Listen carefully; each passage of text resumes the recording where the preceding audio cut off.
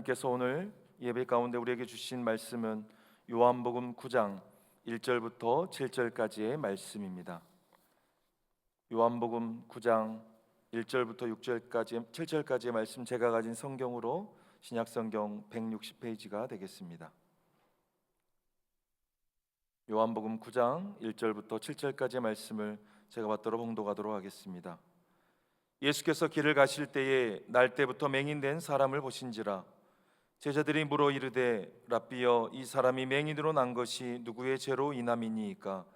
자기니이까 그의 부모니이까? 예수께서 대답하시되, 이 사람이나 그 부모의 죄로 인한 것이 아니라 그에게서 하나님이 하시는 일을 나타내고자 하심이라. 때가 아직 낮침에 나를 보내신 이의 일을 우리가 하여야 하리라. 밤이 오리니 그때는 아무도 일할 수 없느니라. 내가 세상에서 있는 동안에는 세상의 빛이로라. 이 말씀을 하시고 땅에 침을 뱉어 진흙을 이겨 그의 눈에 바르시고 이르시되, 실로암 못에 가서 씻으라 하시니, 실로암 번역하면 보냄을 받았다는 뜻이라. 이에 가서 씻고 밝은 눈으로 왔더라. 아멘. 이병호 목사님께서 말씀 선포해 주시겠습니다.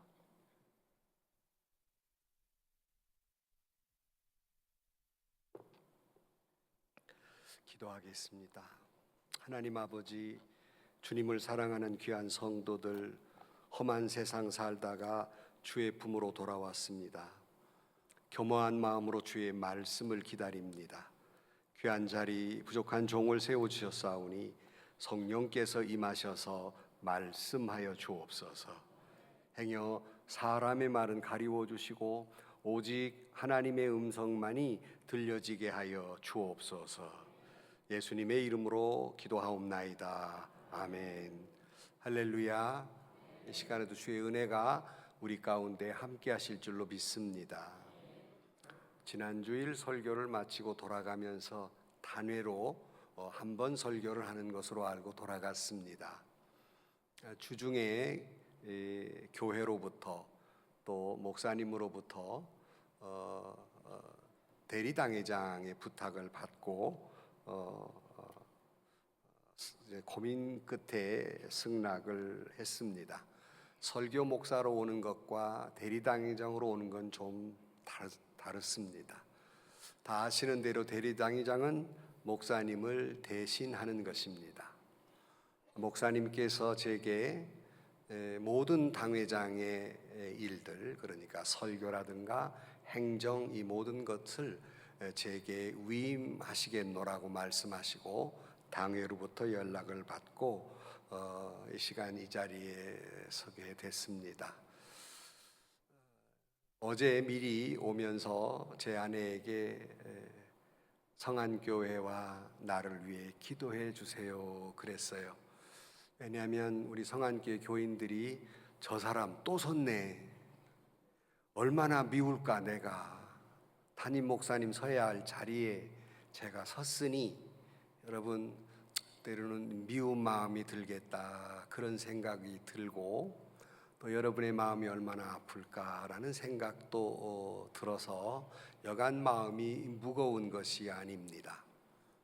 다만 저는 여러분을 돕기 위해서 대리 당회장을 하게 됐습니다.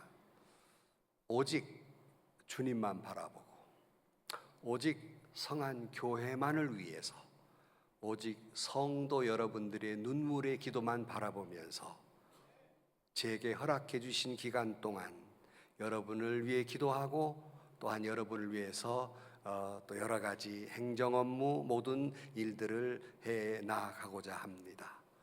여러분들에게 부탁하는 것은 교회를 위해서 기도해 주시고, 또 목사님을 위해서도 기도해 주시고, 저를 위해서도 여러분 기도해 주시기를 부탁의 말씀을 드립니다. 대리당장을 하는 기간 동안 얼마가 될지 모르지만 여러분을 위해서 모든 언론은 열어놓겠습니다. 무슨 말씀이든지 무슨 의견이든지 다 청취하겠습니다. 장로님께 그런 말씀을 드렸어요. 비록 내가 몸은 전주에 있어도 자주 광주를 오겠지만은 성안교회가 필요하다면 새벽이든 오밤중이든 언제든지 달려오겠습니다. 이제부터 성안교회만을 위해서 기도하고 또 하나님의 뜻을 묻겠습니다. 그랬습니다. 언제든지 여러분이 필요하시면 말씀해 주시고 또 언제든지 함께 기도해서 성안교회가 앞으로 더욱 귀한 교회로 세워져 가기를 주의 이름으로 축복합니다. 고대 히랍에 이런 얘기가 전해옵니다. 어떤 임금이 학자들을 불러다가 인생이란 무엇인지 좀 연구를 해가지고 나한테 좀 책으로 만들어 와라 그랬어요. 그러니까 이 학자들이 열심히 오랜 기간 동안 연구를 해가지고 아주 여러 권의 인생에 대해서 인생은 뭐는 이렇고 뭐는 이렇고 이런 입장의 인생은 이런 것이고 저런 것이고 잔뜩 백과사전처럼 해온 거예요. 그러니까 임금이 그거 너무 많다, 좀 줄여라 그랬어요. 줄여와도 그것도 너무 많다, 더 줄여라. 줄이고 결국 딱 한 장에 딱 단어 하나 딱 써서 임금께 올렸습니다. 인생이란 뭐냐라는 질문에 딱 한 단어, 그것은 고난이었습니다. 이 이야기는 우리에게 많은 것을 이야기하고 의미 있는 이야기라고 생각을 합니다. 세상살이가 고난의 연속이라고 말한들 누가 아니라고 부정은 하지 않을 것입니다. 문제는 우리가 고난이 왔을 때 리스폰스, 어떻게 반응하고 어떻게 느끼느냐예요. 그런데 대다수 사람이 자기에게 고난이 오면 맨 먼저 생각하는 게 있어요. 어찌하여 나에게 이런 일이, 경상도 우리 대통령 우째 이런 일이, 이게 첫 번째 반응입니다. 어찌하여 우리 교회가 이런 일이, 이렇게 첫 번째 반응이에요. 어찌하여. 두 번째 반응이 있습니다. 내가 뭘 잘못했길래. 두 번째 반응이에요. 그다음에 세 번째 반응이 있어요. 아니면 누구의 죄 때문에 내가 이런 일을 겪느냐 하는 이 세 가지 반응이 있다고 합니다. 오늘은 예수님께서 길을 지나가시다가 나면서부터 맹인된, 그래서 40년 동안 캄캄한 세상에 살던 한 맹인 거지의 이야기입니다. 어찌 보면 인간의 고난의 대명사라고 할 수 있는 그런 이야기를 통해서 오늘 또 하나님의 음성을 듣는 여러분들이 되시기를 축복합니다. 첫 번째로는 보통 일반적인 사람들이 다른 사람의 고난을 보았을 때, 다른 사람의 실수를 보았을 때, 다른 사람의 죄를 보았을 때 첫 번째 반응은 무엇인가? 일반적으로 오늘 본문 2절 말씀에 그 반응이 나옵니다. 제자들이 물어 이르되 랍비여, 이 사람이 맹인으로 난 것이 누구의 죄로 인함이니까? 자기니까? 그 부모니까?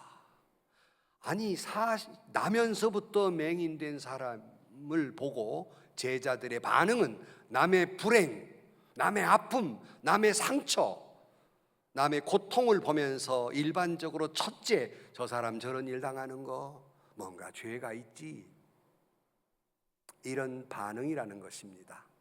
종교개혁가 존 칼빈은 일반적으로 사람들이 다른 사람의 죄를 보았을 때, 다른 사람의 실수나 넘어짐이나 고통을 보았을 때 맨 먼저 생각하는 것이 조금 전에 말씀드린 대로 저 사람 자기 죄 때문에 저렇게 되지 라는 생각을 첫 번째 한다고 그래요. 두 번째, 다른 사람의 잘못이나 실수나 아픔을 보았을 때 두 번째, 그처럼 냉혹하게 그 사람에 대해서 비난을 퍼붓기 시작한다는 겁니다. 그리고 세 번째는 사람들은 다른 사람의 실수나 죄나 고통이나 잘못을 보았을 때 저 사람하고 나하고는 달러, 저 따위 죄를 짓는 사람하고 나는 달러, 나는 저 죄와는 아무런 상관이 없는 사람이야 라고 생각을 한다고 그럽니다. 여러분은 다른 사람의 넘어짐이나 고통이나 죄를 발견했을 때 여러분의 반응은 어떻습니까? 신학자이자 작가인 도로시 세이어스라고 하는 분이 신념과 혼돈이라는 아주 유명한 책입니다. 이 책에서 이런 말을 하고 있어요. 여러분 잘 들으세요. 현실을 볼 때, 여러 가지 나타난 현실을 볼 때 율법이 아닌 은혜의 관점에서 볼 수 있는 능력을 가져야 한다. 이런 아픔이나 이런 고통이나 다른 사람의 죄나 이런 걸 보았을 때 율법이 아닌 은혜의 관점에서 보는 능력을 키워가야 한다는 거예요. 여러분, 항상 무슨 일이든지 간에 율법적 시각보다는 은혜의 관점에서 나타난 현실을 이해할 수 있기를 주의 이름으로 축복합니다. 보통 우리나라 사람들이 막 싸우잖아요. 막 싸우다 안 되면 두 가지 반응이 나와요. 안 되잖아요. 첫 번째, 너 몇 살이야? 너 나이 몇이야? 나이 어린 것이. 이게 한 가지 반응이에요. 그래도 안 되면 법대로 해. 다 속은 있어서 웃었잖아요. 예. 여러분, 법대로 하는 것은 제 하질이에요. 제일 낮은 수단이라고요. 우리는 보통 법대로 해 그러면 굉장한 일 같지만 제일 하질이에요. 법은 한계가 있는 겁니다. 여기 율법이라는 말씀 조금 전에 했는데 성경에도 율법에 대한 예수님께서 말씀하시기를 내가 율법을 폐하러 온 것이 아니다라고 말씀한 대로 저는 법이 필요 없다는 말은 결코 아닙니다. 필요합니다. 당연히 있어야 되죠. 그런데 이 법이라고 하는 게 특별히 성경에서 율법적 관점, 율법의 기능이 뭐라고 가르칩니까? 율법의 기능은 뭘 개선시키고 변화시키고 바로가게 하는 게 아니에요. 율법의 기능은 내 죄를 깨닫게 하는 기능까지예요. 거기까지예요. 그러니까 율법을 보면 10계명만 봐도 어느 한 계명 하나도 내가 잘 지키는 게 없잖아요. 다 잘 지키세요? 하나도 잘 지키는 게 없다고요. 그래 내가 얼마나 큰 죄인냔 말이죠. 하나님 앞에 고개를 둘 수 없는 죄인임을 깨닫게 하는 데까지가 기능이에요. 그래서 하나님 말씀대로 어긋난 길을 가지 않도록 하는 데까지가 거기가 기능이에요. 그러면 주님이 오셔서 주님의 율법을 폐하러 온 것이 아니라 완성하러 왔다는데 하나님은 뭘로 완성하셨습니까? 용서와 사랑입니다. 율법의 완성은 용서와 사랑으로 온전케 되는 것이에요. 지난번에도 설교할 때 말씀을 드렸습니다마는 사랑이 없는 정의는 정의가 아니에요. 사랑이 없는 법은 법이 아닙니다. 그래서 우리는 율법의 한계를 아셔야 돼요. 법이 만능처럼 생각하는 건 어리석은 일이에요. 저는 나름의 이제 70이 넘어서 오랜 세월 목회를 하면서 많은 사람을 만나고 많은 경험을 한 결과로 말씀을 드리면 법대로 하는 사람 법대로 망합니다. 법을 외치는 사람은 그 법이 자기의 올무가 돼버리고 말아요. 종래 그 법으로 자기가 걸려져 넘어지게 돼 있어요.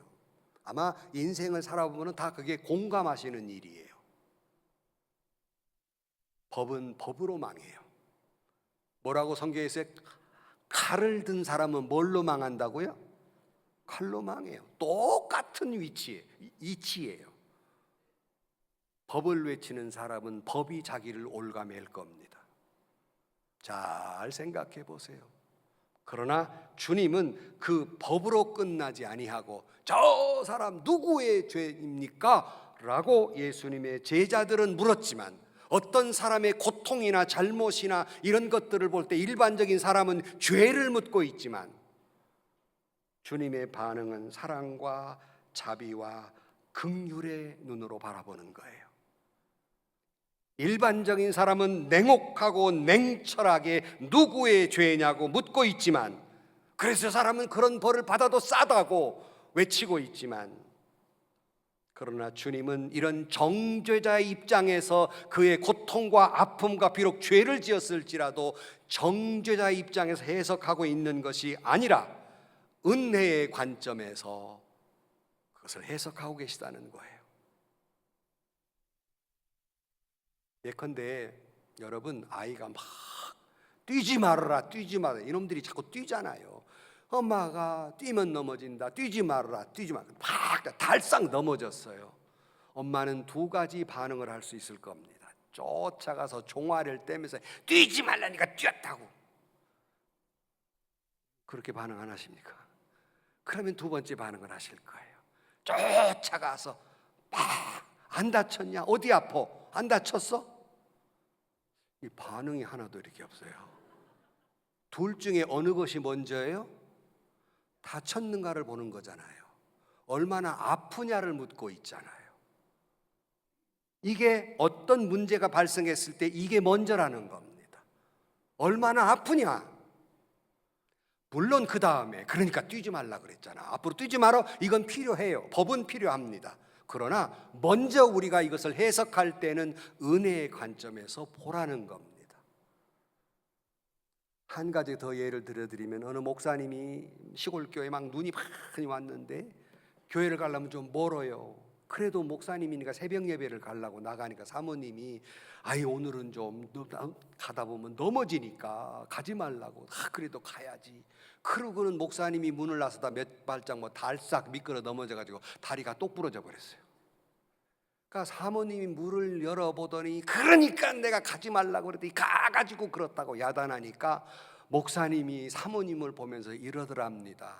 아니 그것이 아니라 나를 좀 먼저 이렇게 세워줘야 될 거 아니에요. 지금 따져 묻는 게 먼저입니까? 이렇게 세우는 게 먼저입니까? 알기는 잘하면서 왜 실천을 안 해요? 남의 실수나 넘어짐을 보면서 먼저 공감하고 아파하고 왜 그랬냐고 묻기 전에 얼마나 아프냐고 묻는 것이 먼저라는 거, 이게 은혜의 관점에서 보는 것이라는 말씀이에요. 성도 여러분, 여러분이 어떤 사람의 넘어짐이나 불행이나 잘못을 보고 냉혹한 그러한 심판자의 눈을 가지기 전에 먼저 그에게 공감하고 그에게 함께하는 은혜의 관점에서 바라보는, 그것이 예수님의 눈이었어요. 여러분도 그런 관점이 되기를 주의 이름으로 축복합니다. 그러면서 두 번째, 주님의 반응이 뭐냐면 3절에 나와요. 예수께서 대답하시되 이 사람이나 그 부모의 죄로 인한 것이 아니라 그에게서 하나님이 하시는 일을 나타내고자 하심이라. 그러니까 제자들은 이 40년간 눈먼 사람을 보면서 누구 죄냐고 묻고 있고, 예수님은 누구 죄냐고를 묻는 것이 아니라 하나님의 뜻이 어디 있느냐를 묻고 있다는 거예요. 이 사람이 이렇게 된 건 지금 누구 죄 때문이 아니다. 하나님이 하시고자 하는 일이 있다. 다시 말해서 하나님의 뜻이 있다. 이 사람의 고난과 이 사람의 실수와 이 사람의 죄 속에서도 하나님의 섭리와 그 목적하심이 있다는 거예요. 오히려 하나님은 이 사람의 이 고통을 은혜의 기회로 보고 계시는 거예요. 어떤 다른 사람의 불행이나 아픔을 오히려 긍정적인 시각으로 여기에도 하나님의 뜻이 있다, 이렇게 바라보는 시선이라는 거예요. 이것이 일반 사람의 눈과 예수님의 눈에 큰 차이가 있는 것입니다. 오늘 또 여러분이 어떤 어려움을 겪고 있습니까? 어떤 상처가 있습니까? 아니, 여러분은 지금 어떤 다른 사람의 어떤 불행을 보고 계십니까? 어떤 잘못되고 넘어진 것을 보고 있습니까? 여러분은 어떤 관점에서 바라보고 계십니까? 누구 죄냐고 묻기 전에 우리는 이 속에서 하나님은 우리에게 무엇을 말씀하시고자 하는가를 먼저 생각하는 여러분들이 되시기를 축복합니다. 이런 고난과 아픔과 이 모든 것들은 피해갈 수가 없고 모든 사람들에게 언제나 너무나 다양하게 그리고 끊임없이 일어나는 일들입니다. 우리는 고난 속에 살아갈 수밖에 없어요. 그런데 하나님께서 우리를 이렇게 고난의 험한 골짜기로 가시게 하실 때에는 반드시 거기에는 뜻이 있다 하는 거예요. 하나님은 이 고난을 통해서 뭔가 이루려고 하신다는 거예요. 고난의 대명사 그러면 여러분 구약의 욥을 이야기할 겁니다. 욥이 친구들도 똑같아서 제자들과 같이 욥이 고난을 당하니까 너 솔직히 얘기해봐. 너 죄진 거 있지? 아니 죄도 없이 어떻게 일거에 재산 잃고 자식 잃고 건강 잃고 어떻게 이럴 수 있어? 너 우리 모르는 뭔가 죄 있지? 죄를 물었어요. 이게 일반적인 반응이에요. 이때 믿음의 사람 욥은 그 자신의 불행과 고통 속에서 뭐라고 말합니까? 아주 유명한 말씀이죠. 욥기 23장 10절 말씀에 그러나 내가 가는 길을 그가 아시나니 그가 나를 단련하신 후에는 내가 솜군같이 되어 나오리라. 그는 불행 속에서 창조적인 희망을 보고 있어요. 하나님의 역사를 바라보고 하나님의 뜻을 바라보고 있는 겁니다. 그런 말이 있잖아요. 베개에 눈물을 적셔본 사람만이 별빛의 참 아름다움을 알 수 있다. 고통의 강을 지나고서야 인생의 참 의미를 알 수 있다. 고난의 강을 지나고서야 때로는 넘어지기도 하고 자빠지기도 하면서 더욱 그 믿음이 성숙하게 되고 더욱 강하게 되고 아니 오히려 순수한 신앙으로 돌아가게 하는 능력이 있는 겁니다. 그래서 오늘 3절 말씀에 아까 하나님의 일을 나타내려 함이라 그랬잖아요. 이 나타내려 한다는 뜻은 빛을 비추다 그랬어요. 하나님이 이런 어려움과 고난 속에서 하나님의 그 위대한 섭리를 선명하게 보여주는 수단이 되기도 한다는 거예요. 그래서 여러분, 성안교회 교우 여러분, 어째 내게 이런 일이 거듭되는 것일까? 왜 우리는 이런 아픔을 겪고 왜 우리 교회는 이런 고통이 거듭해서 오는 것일까?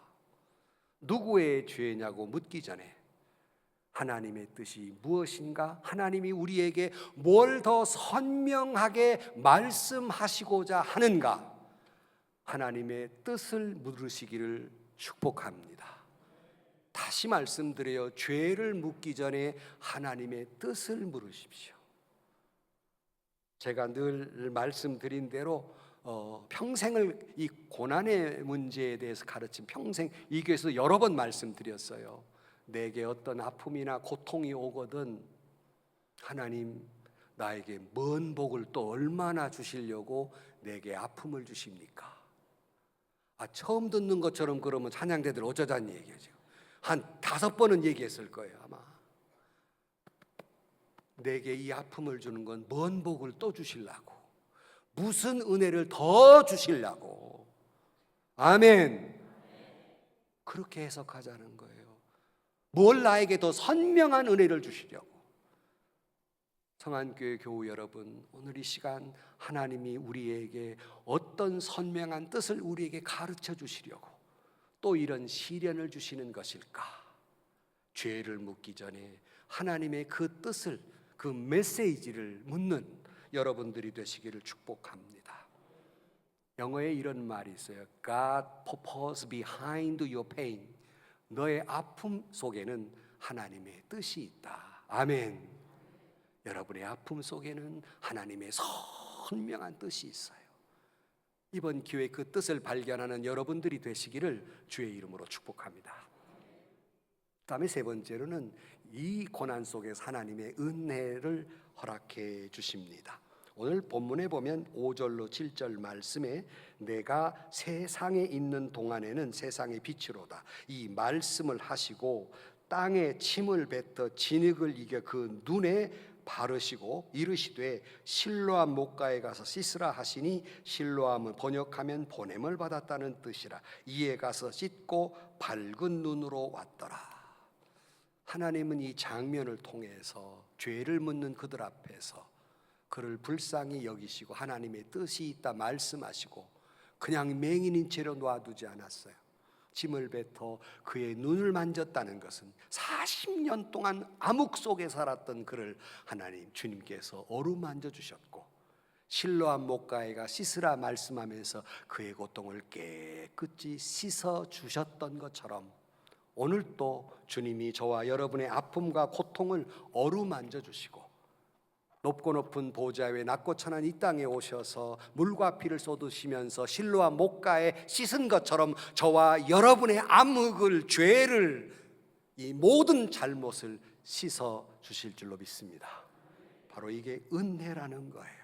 저는 이 성안교회가 어떤 사람이 오든 어떤 고통 가운데 있는 사람이 오든 어떤 죄인이 오든 누구 죄냐고 묻는 교회가 아니라 그가 예수를 만나고 주님께서 그의 고통과 아픔과 죄를 어루만져 주시고 주님의 보혈로 씻김을 받고 암흑 속에 살던 그가 주님의 참된 제자로서 새로운 생명으로 태어나는 역사가 이 성안교회에서 이루어지기를 축복합니다.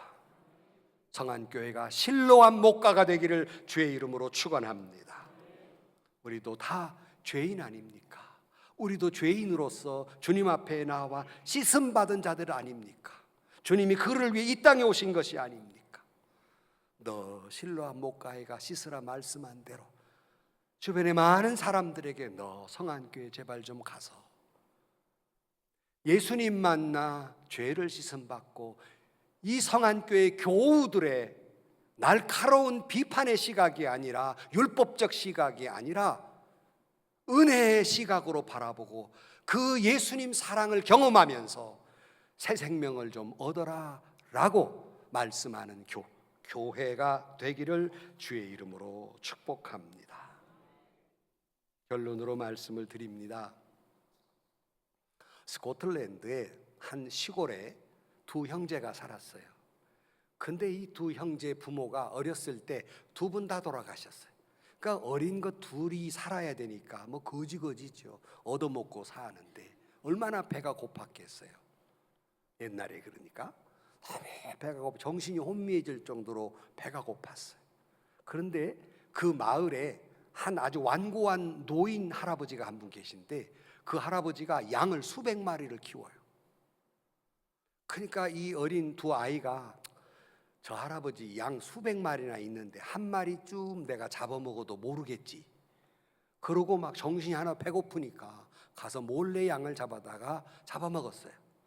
그런데 어린 애들의 도둑질이 이게 현찮지 금세 들킨 거예요.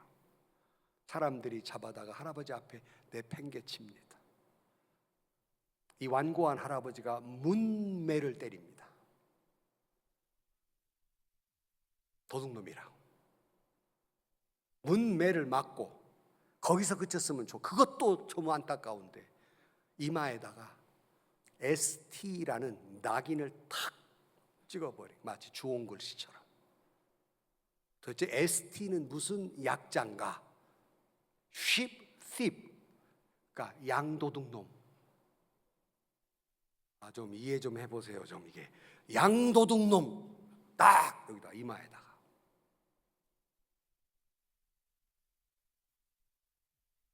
형이 이마에다가 인침을 받았으니 그 마을에서 쫓겨날 수밖에 없었고 다른 마을 가서 있다 보면 여기 애들 여기 ST가 있으니까 뭔 글씨냐고 묻을 거 아닙니까? 그러다가 소문에 이게 양도둑 놈이라는 표시구나 하고 또 홀대를 받고 거기 또 쫓겨나고 다른 마을 가면 또 똑같이 또 쫓겨나고 또 발기질 당하고 그러니까 이 형의 마음속에 분노가 들끓습니다. 내가 도둑질했기로서니 내가 너무 배고파서 어린 것이 먹었는데 나에게 이럴 수 있을까? 마음의 분노, 그 할아버지에 대한 분노와 세상 사람에 대한 분노가 여기 끌어올랐어요. 견디기 어려웠습니다. 그 형은 그렇게 분노하다 결국 일찍 죽고 맙니다. 그러나 동생은 생각했습니다. 내가 양 도둑질한 것도 사실이고 도둑놈도 사실인데 도둑놈을 도둑놈이기로 했는데 무엇이 잘못될 것 없다. 내 잘못이지. 그게 크건 작든 그래 앞으로는 그렇게 살아서는 안 되지. 착하게, 진실하게, 부지런히 살아야지 생각을 하고 열심히 살았어요. 발길질 하든 말든 욕하든 말든 열심히 살았어요. 나이가 들어 그도 할아버지가 됐어요. 결국 부자가 됐어요. 이 할아버지가 동생 할아버지 너무 아이들을 사랑하니까 아이들이 모여서 늘 할아버지 집 몰려오는 거예요. 할아버지하고 장난질하고 이렇게 함께 놀면서 아이들이 너무 할아버지를 사랑하고 고마워했습니다. 어느 날 아이들이 자기 할아버지에게 물었습니다. 할아버지, 옆집 할아버지 참 착한데 그거 내가 가만히 보니까 여기 이마에 ST라는 글자가 쓰여졌는데 그게 무슨 뜻이래요? 라고 물었습니다. 그 동네 사람들은 그 의미가 뭔지를 잘 알고 있었어요. 아이들이니까 몰랐죠. 이때 할아버지가 이렇게 얘기해 줍니다. 얘야, 너희들이 보는 바와 같이 그 할아버지 참 좋으시지? 참 좋지요. ST라는 글자는 Saint, 또 몰라요? 해석해 줘야 됩니까? Saint의 앞자와 마지막 글자 성자라는 뜻이다. 감동 좀 해봐요 여러분 좀.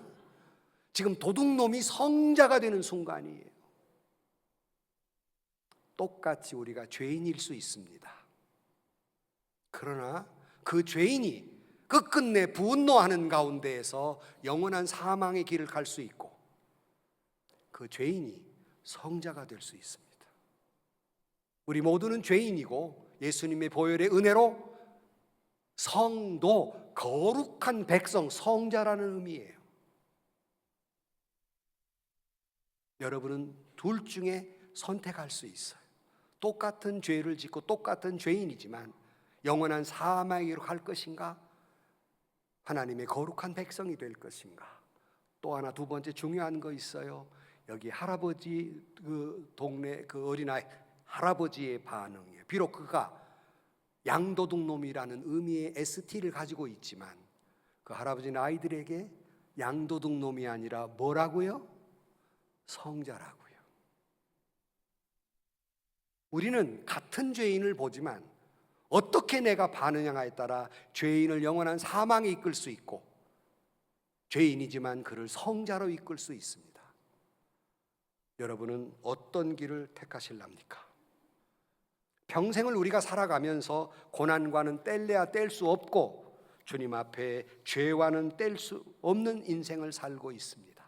행여나 어떤 사람의 고통에 대해서 단순히 인과응보라고 매섭게 매서운 눈초리로 심판자와 정죄자의 눈을 가릴 수 있고 예수님의 눈처럼 하나님의 뜻을 묻고 그가 비록 죄인이지만 실로암 목가에가 씻음을 받고 밝은 눈으로 돌아온 것처럼 바라기는 우리 성안교회 우리 자신이 주님 앞에 나와 내 고통을, 내 아픔을, 내 죄를 주님의 은혜로 나를 어루만져 주시고 쓰다듬어 주시고 눈물을 닦아 주시고 내 죄가 용서한 받고 또한 다른 이의 실수나 고통이나 넘어짐을 보면서 우리 또한 역시 심판자의 눈이 아니라 긍휼의 눈으로 은혜의 눈으로 보면서 비록 그가 죄인이지만 성안교회를 들어오기만 하면 세인트, 성자가 되는 그런 교회가 되기를 주의 이름으로 간절히 축복합니다. 기도하십시다.